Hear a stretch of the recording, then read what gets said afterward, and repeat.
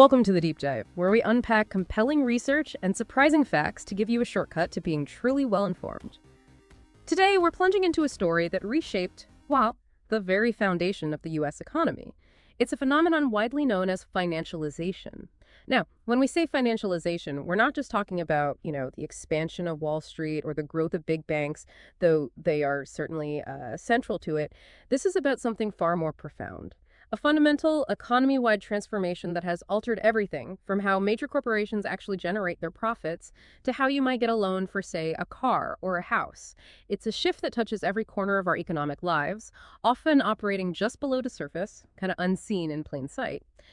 The central puzzle we're wrestling with today, and we're drawing heavily from Greta Krippner's truly insightful work, Capitalizing on Crisis, is this. How did the state, and by state we mean policymakers, government institutions, the Federal Reserve, how did they, while seemingly trying to solve really pressing economic, social, and political problems, inadvertently pave the way for an era marked by financial manias, panics, and, well, ultimately crashes? It's a story rich with improvisation, unintended consequences, and a constantly shifting landscape where, today's solutions often become tomorrow's challenges. That's precisely right. Krippner's core thesis is remarkably provocative. She suggests that this pervasive financialization wasn't some grand design, not some deliberate goal sought by policymakers.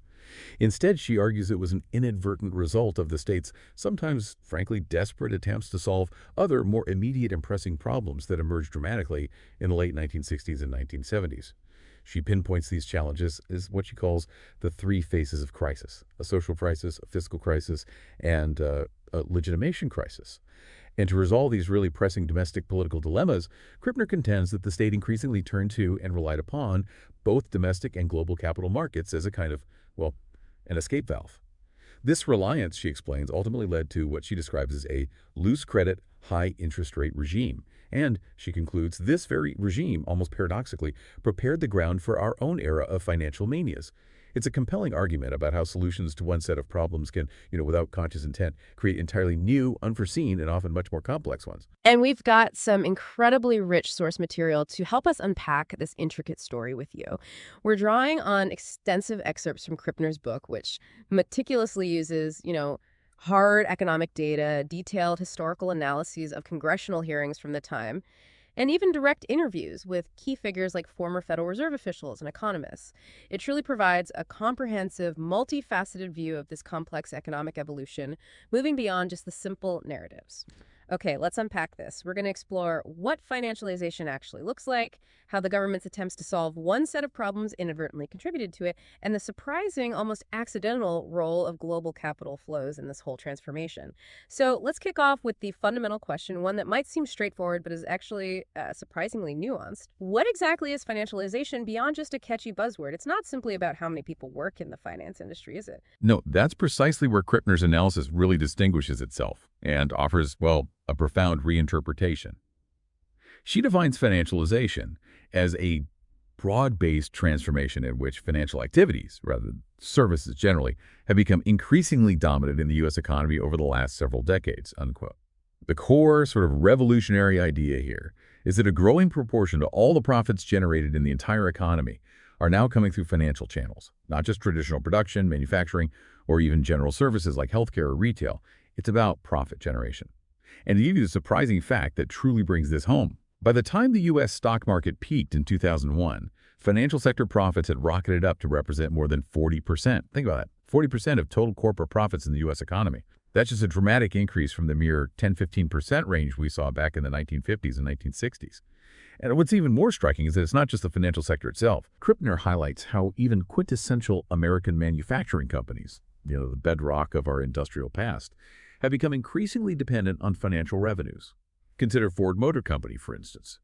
In recent years, a lot of its profit has been generated primarily by selling loans to purchase cars, rather than just from the actual building and selling of the vehicles themselves. It's almost as if they became a bank that happens to make cars, rather than a car manufacturer that also offers financing. And we see similar patterns with giants like GE Capital, the financial arm of General Electric, or Sears Financial. Their financial activities became largely, decoupled from their parent company's core businesses, sometimes accounting for half of total firm earnings. These aren't just isolated anecdotes. They powerfully showcase how even traditional non-financial firms have increasingly come to rely on financial revenues as a dominant source of their profitability. It's a huge shift. Okay, here's where it gets really interesting for me. If financialization is so significant, when we're talking about such a dramatic shift in where profits are generated, why isn't this immediately obvious from, say, job numbers or GDP figures, the things often cited as measures of economic health? How does Krippner's analysis let us see this fundamental shift when other common economic measures might miss it or even, well, paint a different picture? That's a critical question, absolutely. Krippner argues that how we perceive structural change in the U.S. economy fundamentally depends on the lens we use to examine the data. She brilliantly contrasts different economic perspectives to illustrate this point.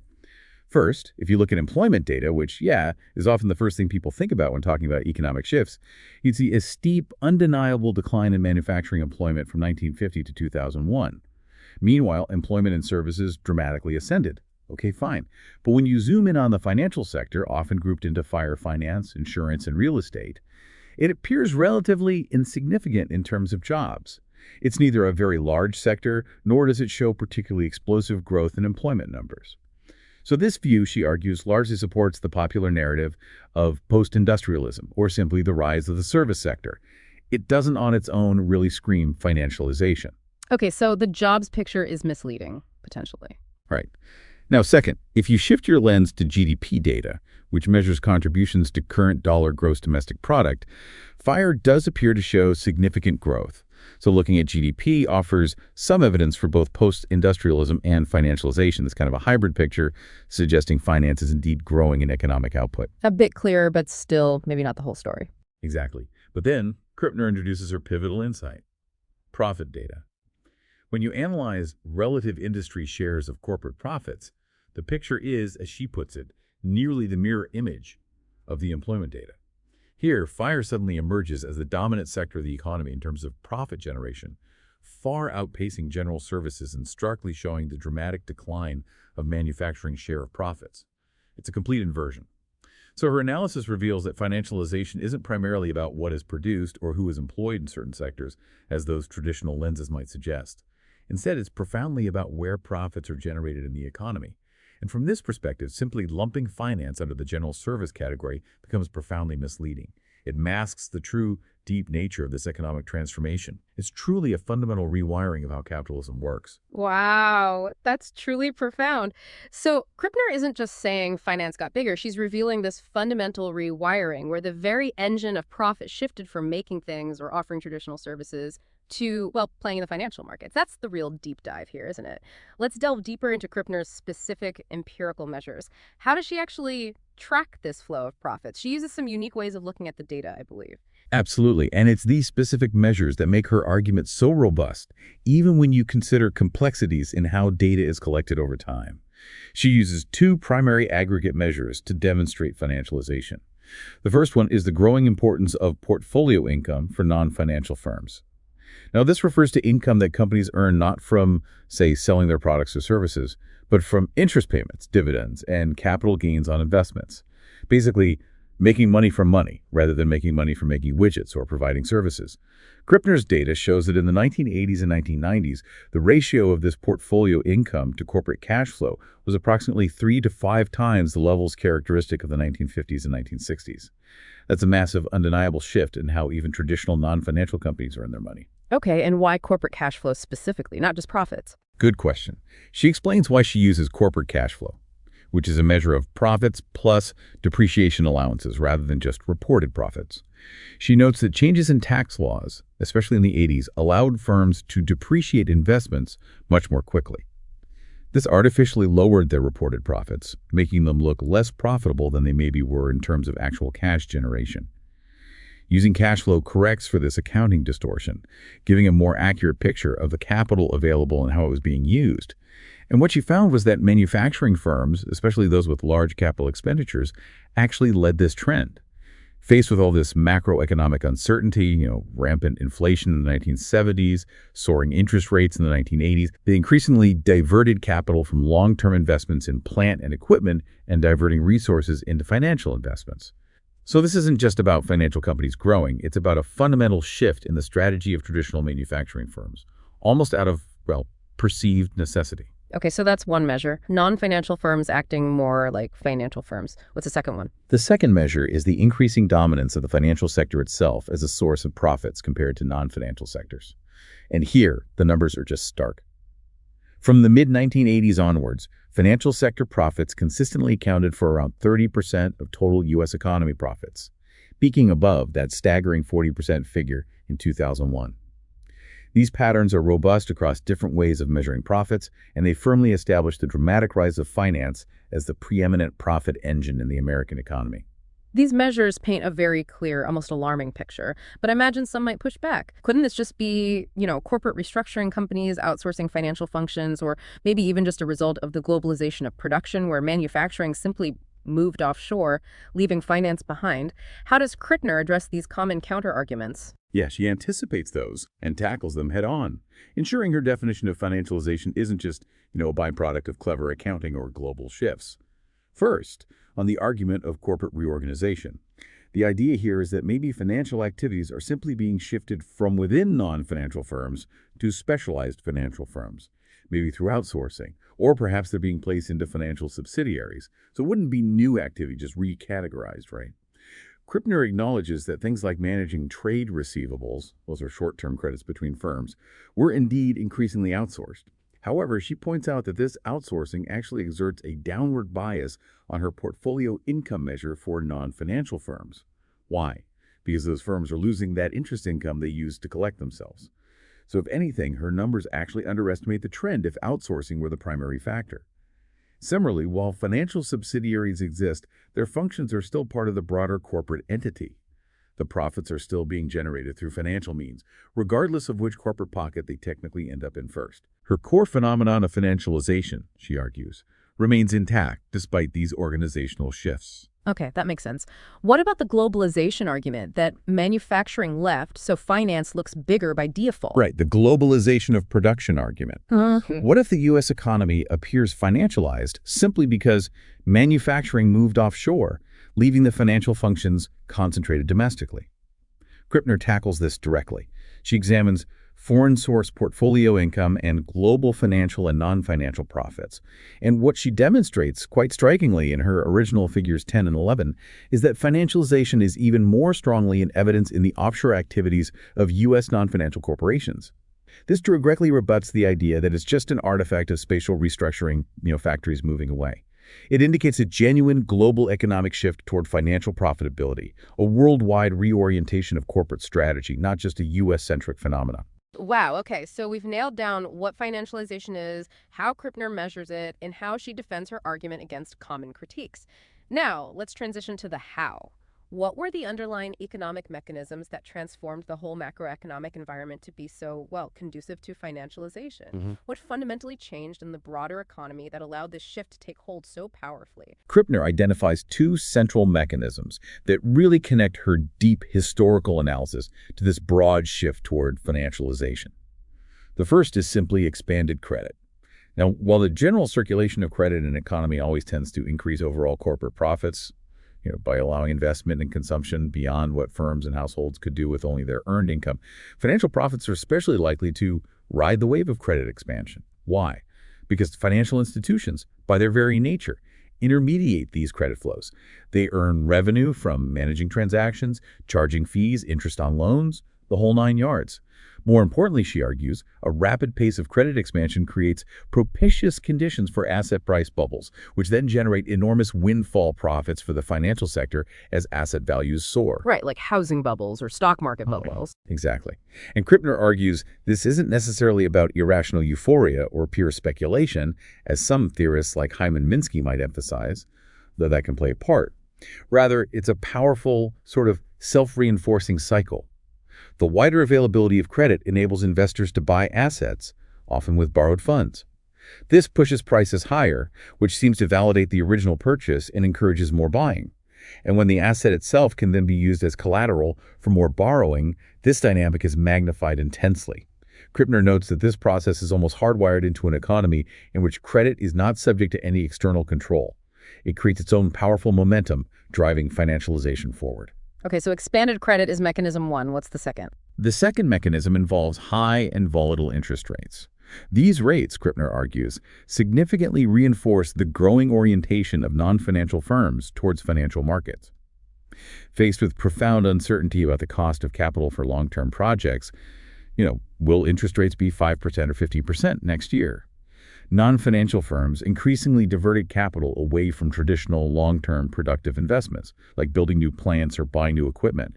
Instead, they channeled those resources into financial investments, which often offered quicker, more immediate, and seemingly less risky returns in that environment. So they started playing the market instead of investing in their core business. Precisely. There's a really telling quote from a 1986 Business Week report that perfectly captures this mental shift for corporate executives. The old view, it said, is that if you're in the bolt business, you take risks in the bolt business. You don't take risks with the cash. But by the 1980s, corporate treasurers were aggressively experimenting with new financial instruments, like money market mutual funds, stripped treasuries, which are securities that separate the interest payments from the principal, foreign currency instruments, you name it, all for potentially higher, more immediate returns than investing in their core business.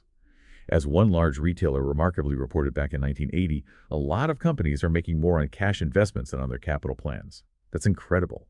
We even hear Malcolm Hopkins, the chief financial officer of St. Regis Paper Company, lamenting to Congress in 1983 that for many companies, the only economically viable investment seemed to be acquiring other companies, precisely because the cost of capital for productive, long-term investment was so prohibitively high. President Reagan's own Commission on Industrial Competitiveness noted in 1983 that returns on financial investments were actually surpassing manufacturing returns, actively compromising the vital manufacturing core of the American economy. It was an undeniable, widespread reorientation of corporate strategy driven by these macroeconomic conditions. So we've established how financialization is defined, measured, and the key economic mechanisms driving it: expanded credit and high, volatile interest rates. Now let's explore the first major policy shift Krippner identifies: the systematic deregulation of the U.S. financial system. This wasn't some sudden event, right? It was a slow, often reluctant dismantling of decades of regulation.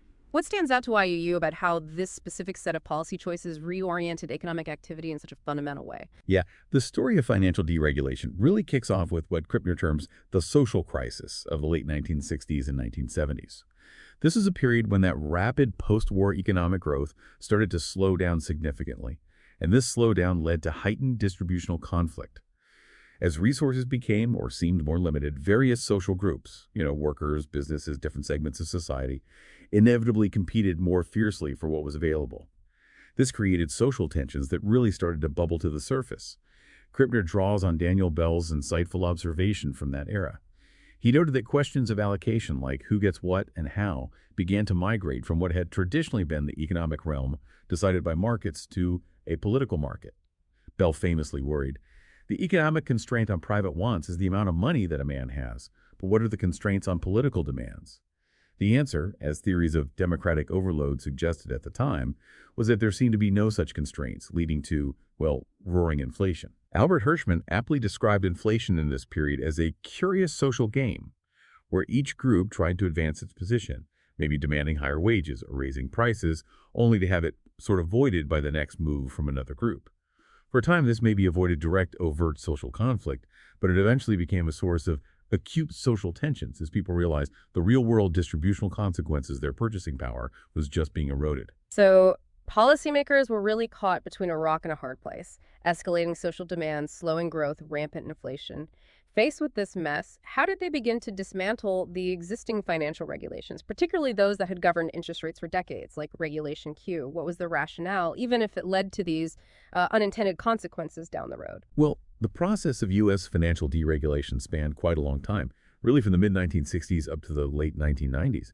But for understanding financialization, the most crucial turning point was the comprehensive removal in 1980 of controls that limited the rate of interest that could be paid on consumer savings deposits. This was famously known as Regulation Q, and it had been a cornerstone of the financial system for decades. Its removal was huge. This seemingly kind of arcane change had two truly profound consequences. First, as you might expect, credit became significantly more expensive overall. This inherently favored financial activities and investments that could generate high returns quickly over traditional productive investments like, building a factory or developing new technology, which take time. Second, and perhaps even more critically, it removed the built-in restraints on credit extension that had traditionally acted as speed limits for the entire economy, as economist Albert Wojnalauer described them. Suddenly, credit began to flow much more freely, almost limitlessly, to whoever was willing to pay the highest price for it, irrespective of the underlying economic activity or social purpose. Right.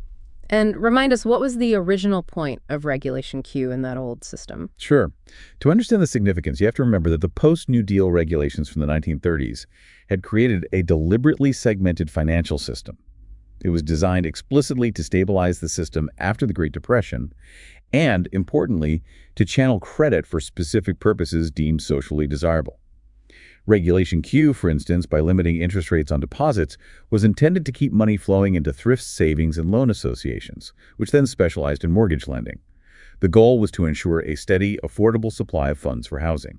It was a deliberate, policy-driven allocation of capital. But that carefully constructed system started to fray, didn't it? It did. The first clear signs of trouble, what economists call disintermediation, appeared as early as 1959. What happened was that Treasury bill rates, which were market-determined, rose above the fixed Regulation Q ceilings that banks were allowed to offer on deposits. This caused corporations who had large cash balances to withdraw funds from banks en masse to buy these higher-yielding government securities. This sudden substantial loss of capital deeply startled the major banks, especially in New York, who were used to a stable deposit base. Their response was swift and innovative.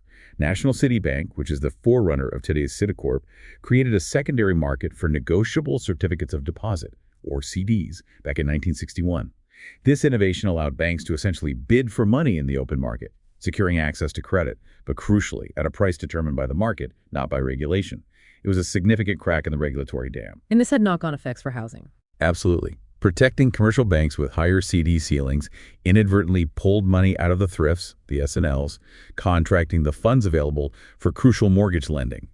And then, to make matters worse for the thrifts, banks then introduced smaller denomination CDs, directly competing for the savings of ordinary households, something truly unheard of before. Senator William Proxmire vividly recalled his alarm seeing aggressive bank advertisements for these higher-yielding CDs in Milwaukee and Chicago, actively draining money from local thrifts and, in turn, fueling inflationary dynamics in the broader economy as money became less tethered to its traditional regulated channels. Then securitization enters the picture too, right? With Ginnie Mae. Yes, securitization played a key role.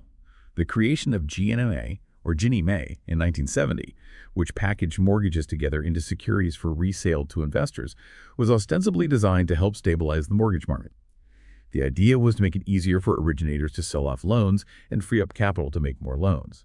But Krippner notes a crucial ironic twist here.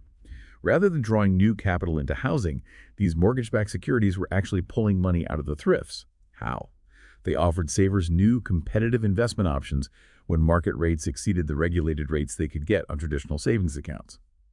As she starkly puts it, there was only so much money, and it was now chasing the highest returns, often outside the traditional banking and thrift system. It really sounds like policymakers were constantly playing a game of whack-a-mole, just patching one hole only to see another spring up, all while trying to avoid making these hard political choices about who gets credit. This dynamic highlights another central theme Krippner explores: the intense, sometimes dramatic debates around direct government intervention and credit allocation. It seems they really preferred not to decide where money should go. Yes, this was a real hot potato issue for policymakers, largely because it meant making politically unpopular decisions. They constantly debated, but ultimately shied away from, any form of direct credit allocation. Congress, for its part, often insisted the Federal Reserve should establish priorities for the nation's credit, essentially telling the Fed, you decide where money should go, maybe to housing or small businesses. But the Fed consistently pushed back, arguing that this was fundamentally a political responsibility best left to the president or Congress, precisely because it involved making difficult distributional choices about who benefited and who didn't. The Fed wanted to stay above that political fray. Can you give an example of that tension? Oh, absolutely. A vivid anecdote from 1970 illustrates this dilemma perfectly. Federal Reserve Governor Andrew Brimmer proposed a system of variable reserve requirements. The idea was quite ingenious. Banks lending for activities deemed speculative would face higher reserve requirements, making those loans more expensive and hopefully discouraging them. Conversely, loans for things like housing or small business, seen as more socially beneficial, would have lower requirements, making them cheaper and encouraging them. Congress, eager to direct credit without taking full direct responsibility themselves, eagerly drew up legislation to enable this. But the Fed leadership wasn't on board. Not at all. Fed Chairman Arthur Burns famously repudiated Brimmer's idea. He warned that it would drag the Fed directly into the muck of politics and compromise its primary mandate, controlling inflation. And then Treasury Secretary William Simon delivered a truly chilling and incredibly effective rhetorical blow. He famously painted this picture of a national credit police state with a credit czar controlling every single financial choice. He asked rhetorically, would a housewife who wanted to buy a new refrigerator at a department store be denied the use of her charge account because someone in Washington thinks she can do just as well with the old refrigerator? And would a family of 6 that wanted a station wagon be able to borrow the money, or would it be limited to a smaller car that federal officials thought would be better for the country? Simon's arguments, ironically, actually highlighted the inherent unevenness and, yes, the political nature of the existing regulated system. But the choice became stark. Either return to strict, highly politicized credit restraints where Washington explicitly decided who got money, or let the market make all the choices. Ultimately, policymakers, wanting desperately to escape what they saw as an unpalatable task of allocating scarcity and taking direct political heed, chose the latter. They opted for the seemingly neutral, invisible hand of the market to make the tough calls. And then, amidst all this back and forth, came this powerful new figure on the economic landscape, the consumer saver. How did the rise of this new economic actor, armed with newfound awareness and competitive options, finally push policymakers over the edge to completely deregulate interest rates on consumer deposits, seemingly against their better judgment sometimes? Yeah, the emergence of the informed, rate-sensitive consumer saver was truly the final nail in the coffin for Regulation Q and other interest rate controls. In the summer of 1973, another significant disintermediation episode occurred. Savers were pulling money out again. To assist commercial banks who were losing deposits hand over fist, regulators allowed them to introduce what was colorfully named the wildcard certificate. This was a 4-year time deposit with no interest rate ceiling, available in denominations as small as $1,000. It was truly novel, offering competitive market-based rates of return directly to the small saver for the first time. The response from the public was nothing short of phenomenal, dramatically draining funds from thrifts even more quickly than before. People wanted those higher rates. And Citicorp played a role again. They did. Citicorp made another crucial innovation in 1974. Exploiting a loophole available to bank holding companies, Citicorp marketed a variable rate security directly to small savers, explicitly tied to the Treasury bill rate. This was a direct consequence of their earlier creation of negotiable CDs, which Krippner notes had already encouraged the growth of a class of savers relatively more aware of financial market developments and attuned to market rates. Savers, often wrongly assuming these new, unregulated instruments carried federal insurance, they didn't always, found them irresistible compared to the low, fixed rates at their local S&L. This must have put immense pressure on the thrifts in the housing market again. Huge pressure. Remember, commercial banks had already adopted the flowing prime rate for business loans, meaning the interest rate on their loans could change with market conditions. This logic was now increasingly applied to thrifts. Well, if their loan earnings could fluctuate with their deposit costs, maybe they could compete more effectively. This led to serious proposals for variable rate mortgages, where your home loan rate could go up or down with the market. However, public resistance to these was fierce. Advocates pushed for consumer education to explain them, but state-level experiments had already failed dramatically. In 1966, Prudential Savings and Loan in Los Angeles faced protests from 7,000 homeowners after raising rates on existing loans. And in Wisconsin, from 1973-74, 20,000 homeowners protested escalator clauses in their mortgages, leading to mass demonstrations at the state capitol and even collective deposit withdrawals. People were not happy about the idea of their mortgage payments potentially fluctuating upwards, destroying their financial stability. So the public resisted variable rates, but the market kept innovating. Exactly. The final decisive blow came with Merrill Lynch's cash management account, introduced in 1977. This is a money market mutual fund that crucially allowed consumers to write checks directly against their accounts. It was an innovation deliberately intended to suggest bank to nervous investors, offering a high-yield checking alternative. This posed an entirely new direct threat to the traditional thrifts and banks, bypassing them entirely. All of this political pressure, market innovation, and consumer demand culminated in the landmark Depository Institutions Deregulation and Monetary Control Act, DIDMCA, of 1980. This legislation definitively eliminated interest rate controls from consumer deposits. Game over for Regulation Q. This meant that, from that point forward, credit simply flowed to the highest bidder. Variable rate financing became much more prevalent, allowing lenders to pass on interest rate risk to borrowers, which frankly encouraged high-volume lending with less perceived risk to the lender. And the simultaneous rise of securitization of credit, where lenders could quickly package and sell off loans, reducing their need to scrutinize borrowers for long-term risk, fundamentally changed the nature of credit itself, from a long-term relationship to more of a short-term transaction. The whole circle came to a dizzying close. As Krippner notes, the 1970s assumption of a capital short and credit short society proved entirely wrong. It wasn't about a fundamental scarcity of capital, it was about its price and its allocation. Access to credit would now be determined almost purely by price, not availability or regulation. This was a monumental shift, creating the essential conditions for massive credit expansion and, by extension, financialization. So what does this all really mean? The state, in trying to depoliticize resource allocation and escape the hard choices of who gets what, effectively freed up credit and shifted much of the risk onto the market and onto borrowers.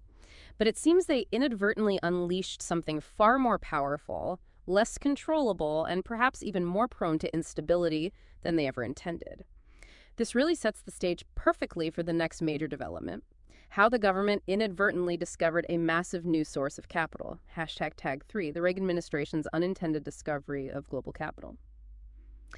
Okay, now let's move on to the fiscal crisis of the state, which became particularly prominent in the Reagan era. This was a period of rapidly expanding government debt, wasn't it? Yeah. How did the administration manage its soaring deficits, and what unexpected, even kind of accidental role did global markets play in providing a solution? Yeah, the Reagan administration faced truly unprecedented budget deficits in the early 1980s.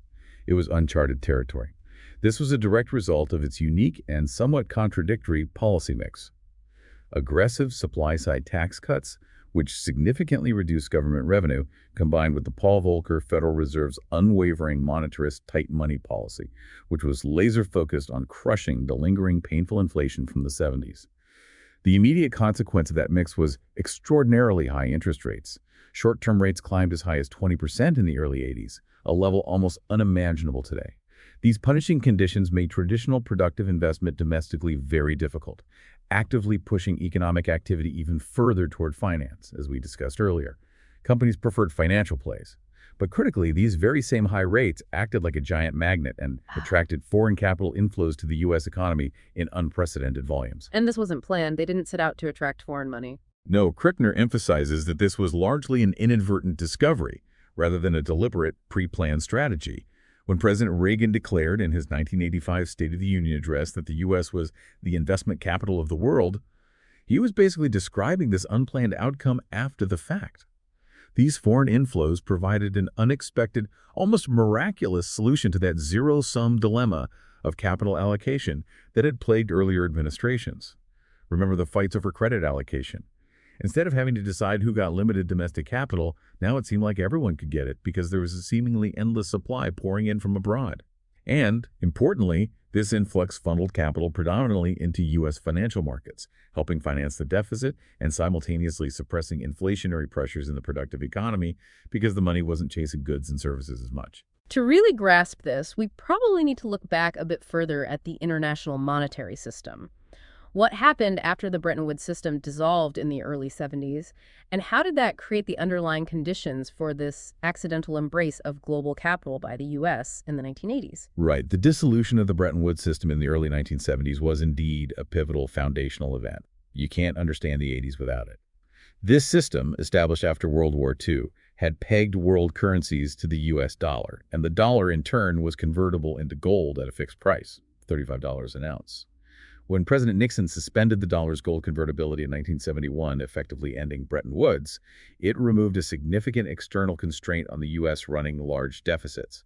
Before that, foreigners could demand gold for their dollars, which limited how many dollars the U.S. could print. So the U.S. could run deficits more easily? Much more easily.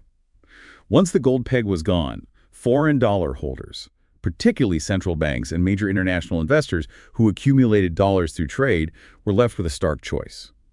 Either hold on to these dollars, preferably by investing them in safe U.S. Treasury securities, or sell them for other currencies. Selling them would depreciate the dollar, which would erode the value of their already accumulated dollar assets and also make their exports to the U.S. more expensive. So largely out of economic self-interest, they generally continued to recycle their export earnings back into U.S. financial assets, primarily Treasury bonds. This established what economist Michael Hudson later aptly called the Treasury bill standard. This essentially meant that dollars earned by other countries from selling goods to the U.S. often flowed right back into buying U.S. government debt, effectively helping to finance America's spending and its burgeoning trade and budget deficits. But Nixon didn't intend that outcome. No, Krippner emphasizes that Nixon didn't intend for this to enable unlimited U.S. deficits. His primary goal in 1971 was simply to devalue the dollar and improve the U.S. trade balance. It really took the unique combination of Reagan's supply-side economics, with its massive tax cuts leading to huge deficits, and Volcker's monetarism, with its resulting sky-high interest rates, combined with the gradual simultaneous liberalization of global capital markets, like Japanese financial deregulation in 1980, allowing Japanese investors to buy foreign bonds more easily, to fully unlock the potentialities of this newly restructured international system. This convergence set the stage for the dramatic capital inflows of the 1980s that would fundamentally change the U.S. economy. So the Reagan administration wasn't really anticipating these huge capital inflows, but once they started pouring in, they were certainly welcomed as a convenient solution to the looming fiscal woes and those widespread fears of crowding out. The idea that massive government borrowing would starve the private sector of capital. Oh, the fear of crowding out was very real and widely discussed at the time. Very serious concern. By late 1981, budget projections showed deficits as far as the eye can see, as one official put it. This led to genuine widespread concern among Wall Street analysts and many policymakers. They feared that massive government borrowing would preempt private borrowers, driving interest rates so astronomically high that private economic activity like business investment and consumer spending would just grind to a halt. But the key figures didn't see the foreign capital solution coming. That's what's truly remarkable here. The almost complete lack of foresight among key Reagan advisors, including David Stockman, the budget director known for his dire warnings, and even Federal Reserve Chairman Paul Volcker himself, regarding the sheer magnitude of the foreign capital flows that were about to hit. While the economists understood the theoretical concept, the capital inflows could offset domestic savings shortfalls, the scale of it was completely unforeseen. William Niskanen, a member of Reagan's Council of Economic Advisors, recalled years later that his audience was highly skeptical when he first suggested significant inflows were possible. And his 1984 memo actually explaining the foreign borrowing phenomenon was a surprise to nearly everybody in the cabinet meeting. They simply weren't thinking on a global capital scale yet. Their economic models were still largely domestic focused. But then, Paul Volcker's draconian tightening of monetary policy to combat inflation, while designed purely to contain domestic demand, backfired in the most surprising and, for the administration, beneficial way in the context of these newly opening global capital flows. His imposition of extremely high interest rates, climbing up to 5 percentage points higher than comparable Japanese government securities at times, acted as that powerful magnet we talked about. It drew massive foreign capital into the U.S. economy, starting around $85 billion in 1983 and growing to a staggering $221 billion by 1986. This influx provided abundant liquidity in U.S. financial markets, effectively preventing the much-dreaded collision of private and public borrowers, and miraculously financing the massive deficit without a complete economic collapse. It was an accidental but incredibly effective global bailout. So these foreign capital inflows were an unexpected lifeline for the Reagan administration, solving their immediate fiscal crisis without painful spending cuts or tax hikes. But Krippner argues this solution created a new, more insidious form of crowding out. What was that, and how did the Treasury Department respond to this new challenge? Yes, the insidious crowding out refers to the profound impact of the resulting strong dollar. The massive foreign demand for dollars, as international investors exchanged their own currencies to buy high-yielding U.S. assets, caused the dollar to appreciate rapidly and dramatically against other currencies. This placed American exporters like Caterpillar Tractor, whose detailed report on its struggles caused widespread concern in Washington, at a severe competitive disadvantage. Their products became prohibitively expensive in foreign markets. This led to intense pressure on U.S. manufacturing and agriculture, effectively crowding out those key productive sectors of the economy, even while financial markets were booming. The pain was real, just concentrated in different areas. So how did the Treasury respond? Did they try to weaken the dollar? Well, this is where it gets particularly fascinating, and maybe a bit counterintuitive. The Treasury Department's strategy was complex.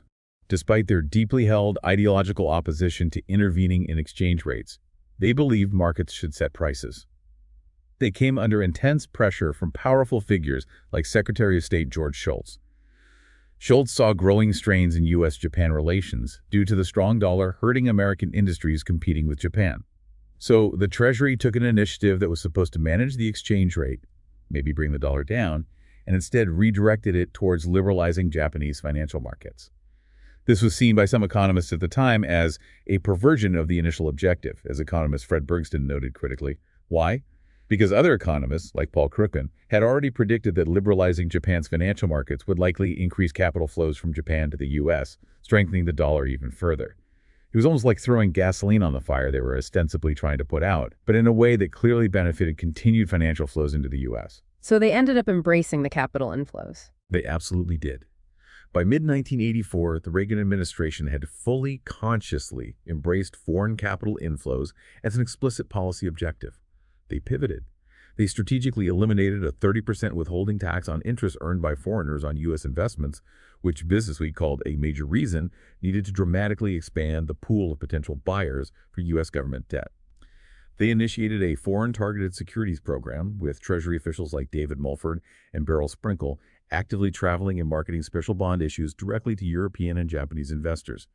They even earned the moniker the greatest bond salesman in history. They even obtained permission from Congress to issue bearer bonds, which were preferred by many international investors for their anonymity, making U.S. debt even more attractive globally. As Businessweek plainly put it in 1985, articulating the newfound conventional wisdom in Washington, the experience of the last 2 years has shown that the U.S. does not have a closed system. Inflows of foreign capital can sustain private and public borrowers alike. The accidental discovery became deliberate policy. And what's truly fascinating here, as Krippner points out, is the dual nature of these capital inflows. While Volcker's high interest rates initially attracted them, the sheer volume of the inflows also placed a natural limit on how high U.S. interest rates would ultimately climb. They helped keep rates from going even higher.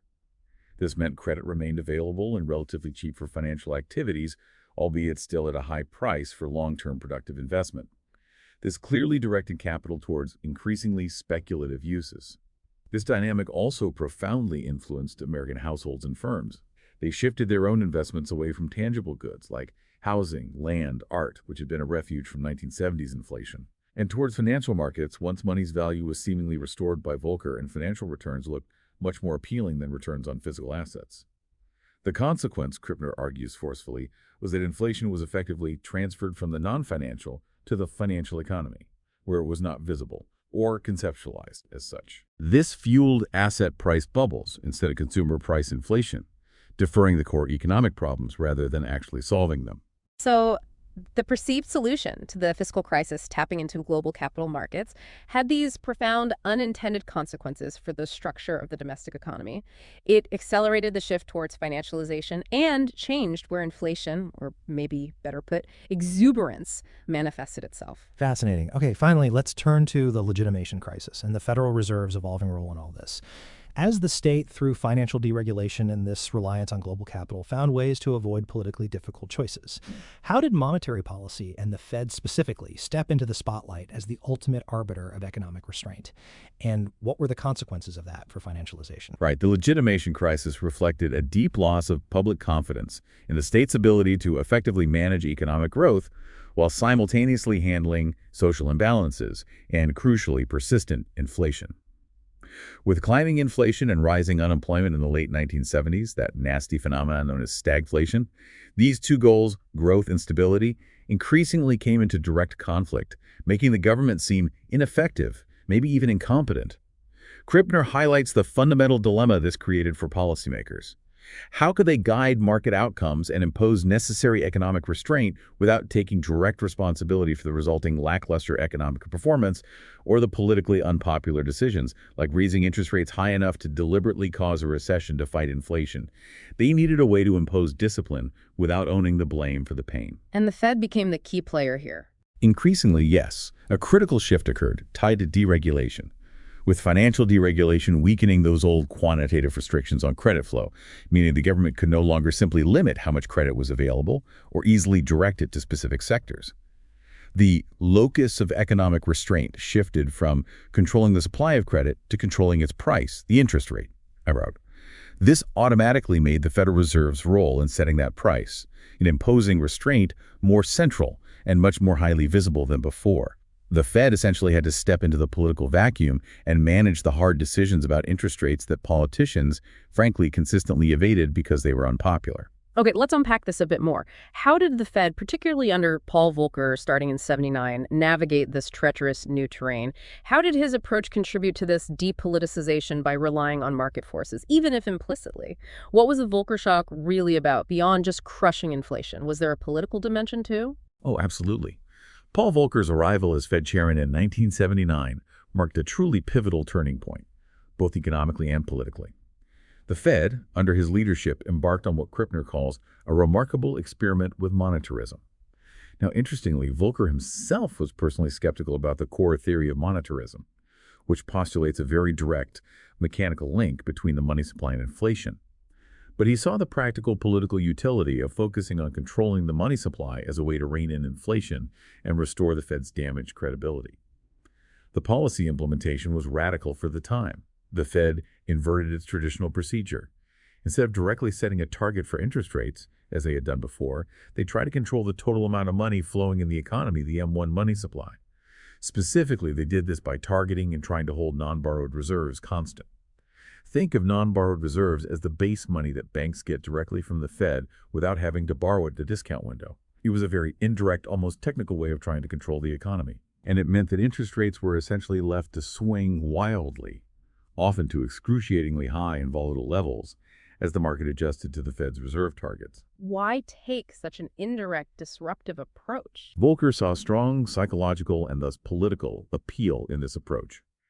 He noted quite perceptively, people don't need an advanced course in economics to understand that inflation has something to do with too much money.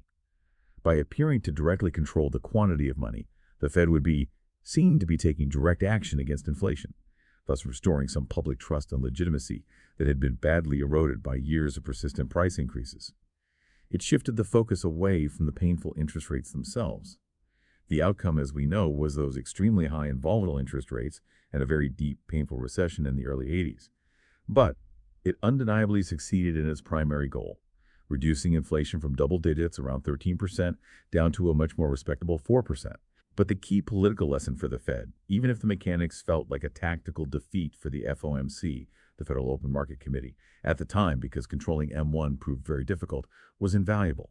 The lesson was, if the Fed could somehow evade responsibility for setting interest rates by claiming to just control the quantity of money and letting the market determine the price, interest rate, it gained the flexibility to do what had to be done, i.e., raise rates, without being directly blamed for the painful consequences. As Klaus Off, a prominent theorist of the state, suggested, policymakers managed to effectively renaturalize the economy. The Fed only determined a non-inflationary money supply growth rate, a seemingly technical task. Markets did all the rest, seemingly taking the difficult political decisions about interest rates out of human hands. That's fascinating. A strategic retreat behind technical procedures. So even after the Fed eventually backed away from strict money supply targeting because it proved too difficult to implement consistently, it just led to too much financial volatility, how did they continue to embrace this idea of market-led restraint, maybe more subtly, in the years that followed? Right, this strict monetarist experiment proved too unwieldy and unpredictable in practice. The relationship between reserves and the money supply and the economy wasn't as stable as the theory suggested. So the Fed resumed using an interest rate target, specifically the federal funds rate, from roughly 1982 to 1987. But they didn't go back to the old way entirely. They attempted to control the amount of bank borrowing from the discount window, known as borrowed reserves, as an intermediate target to influence the funds rate. This was a more indirect approach than simply setting the rate. How did that work, and why do it that way? Volcker famously described this borrowed reserves targeting procedure as operating with a loose steering wheel. The association between a given quantity of borrowing at the discount window and a specific level of the federal funds rate was only approximate, not precise. This deliberate looseness, as he described it, allowed market forces to show through. The Fed wasn't rigidly setting the rate day to day. They were kind of nudging the system via reserve conditions, and the market's reaction would provide the exact rate, allowing for some fluctuation. Now, this show through had a double meaning and a clever political strategy behind it, according to Krippner and Fed insiders she cites. On one hand, yes, it provided the Fed with valuable information about underlying market conditions by observing how rates moved in response to their actions. But on the other hand, and perhaps more critical for legitimacy, by allowing some fluctuation, the Fed produced a market-like effect.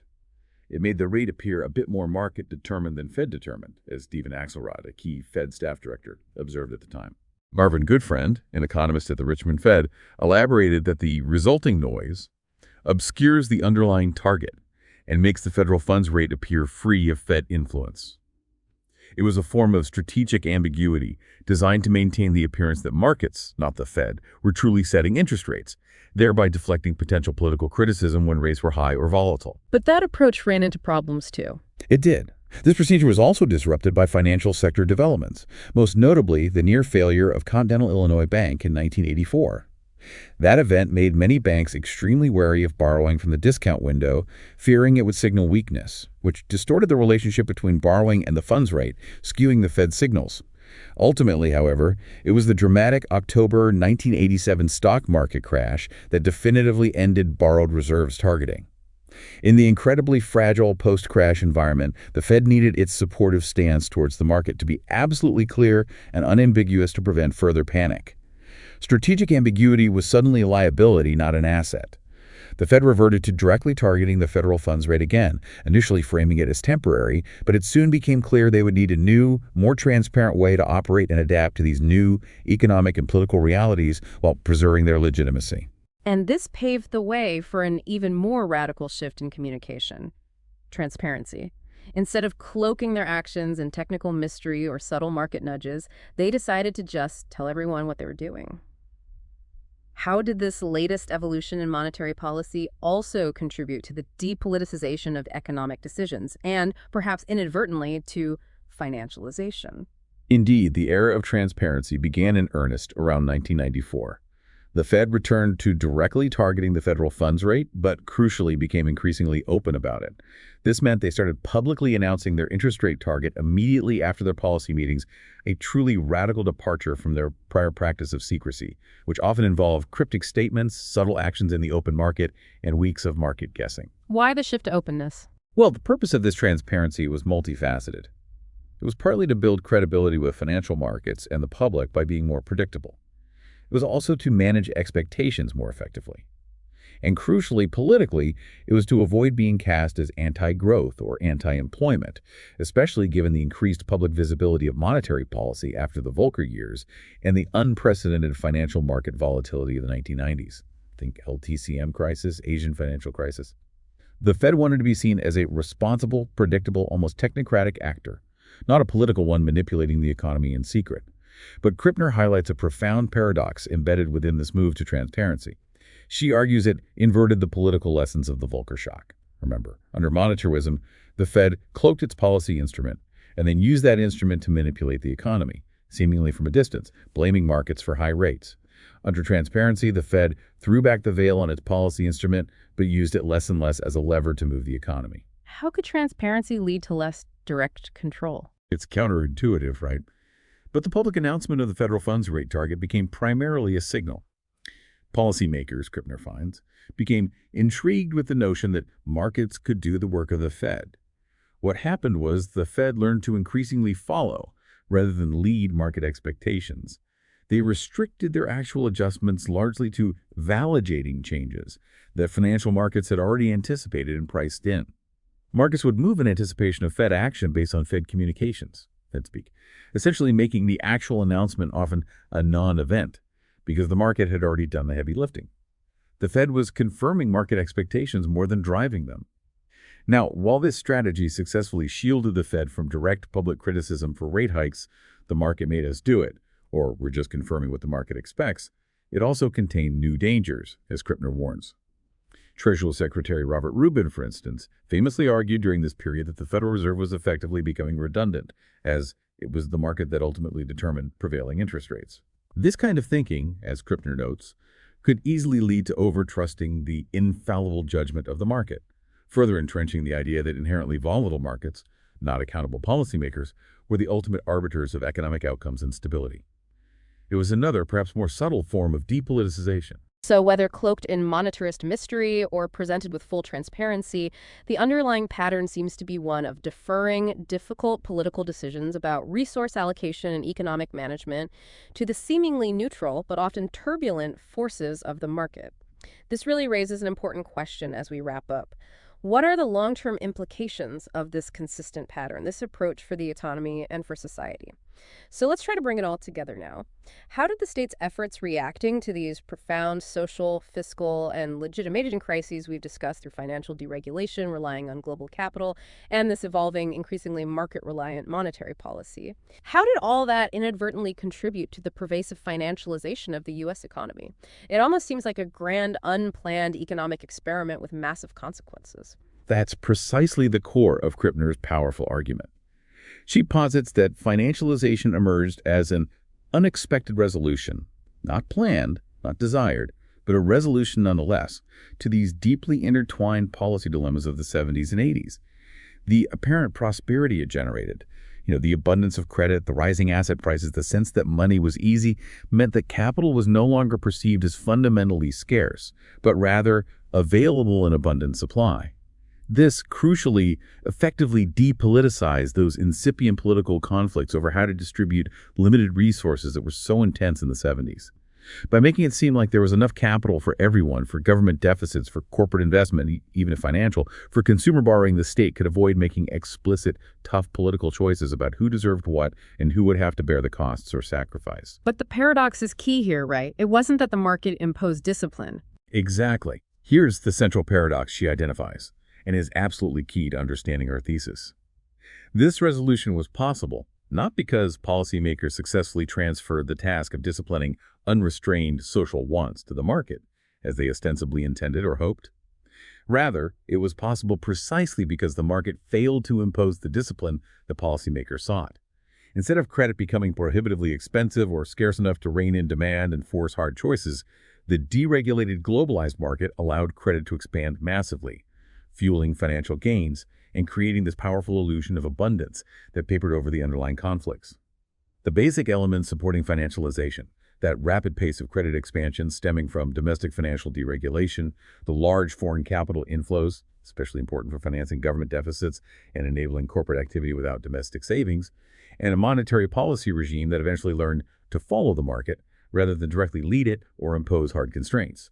All these were put in place piece by piece, often inadvertently, over the 1980s and 1990s. These factors fueled the asset price bubbles we became familiar with and dramatically reoriented non-financial firms toward financial investments as a primary source of profit, ultimately making finance the dominant driving force in the U.S. economy. But Krippner stresses throughout, and you mentioned it, that this resolution was necessarily a partial and temporary one. What was the ultimate cost of this strategy of depoliticization through financialization? It sounds like just putting off a problem rather than actually solving it. Krippner is absolutely clear on this point, and it's a sobering one. Financialization, quote, did not so much remove the resource scarcities of the late 1960s and 1970s as suspend them. Unquote. While it temporarily alleviated the political pressure and made tough decisions seem unnecessary for a while, it simultaneously introduced a number of fragilities into the economy that simply weren't there before, or at least not in this interconnected systemic form. She draws a parallel. Much like the high inflation of the 1960s and 70s offered a brief respite from direct conflict by allowing everyone to seemingly get a nominal piece of the pie, but ultimately deepened underlying tensions by eroding real purchasing power, the turn to finance is likely to be self-defeating as a means of avoiding the difficult political choices that confront American society. By governing indirectly through market mechanisms, policymakers transformed an era of perceived capital scarcity into one of apparent prosperity, successfully avoiding the need for an explicit social consensus on resource allocation and who should sacrifice for stability. But, and this is the crucial but, this financial exuberance rested on exceedingly fragile economic as well as normative foundations. Free-flowing credit, disconnected from traditional regulatory anchors and productive investment, subjected the entire economy to the spasms of financial markets, the volatile boom and bust cycles that we have seen repeatedly since the 80s and continue to witness, each one creating new crises, hardship, and requiring massive state intervention after the fact. Krippner's concluding thought strongly suggests that as financialization traveled its full arc, policymakers would eventually, once again, face many of the difficult choices that they have managed to avoid for nearly 3 decades. This powerfully implies that the underlying issues, resource scarcities, distributional conflicts, the need for sustainable investment, haven't actually been resolved. They've simply been deferred, maybe intensified, and are now manifesting through new, complex, and dangerous economic fragilities that constantly threaten our stability. So what does this all mean for you, the listener, today? Well, the intricate, often accidental decisions made decades ago about how to manage economic crises, how to allow money to flow, how our central banks should operate and communicate, all these directly influence the economic landscape we live in right now. The cycles of boom and bust, the very nature of wealth creation and risk in our society, the distribution of prosperity, maybe even the kinds of jobs available, they're profoundly shaped by these historical policy choices, even, or perhaps especially, those with unintended consequences. It's a powerful reminder that economic policy is never truly neutral or purely technical. It's deeply political. And that leaves us with a provocative thought for you to mull over. If the state's attempt to avoid the messy, difficult work of politics by governing through the market has proven, as Krittner argues, to be a self-limiting strategy, one that leads to new fragilities and deferred conflicts, what alternative approaches might society consider for allocating resources and managing economic stability without continually falling prey to the destructive spasms of financial markets? We invite you to reflect on this and perhaps begin to reimagine the choices we might make collectively in the future.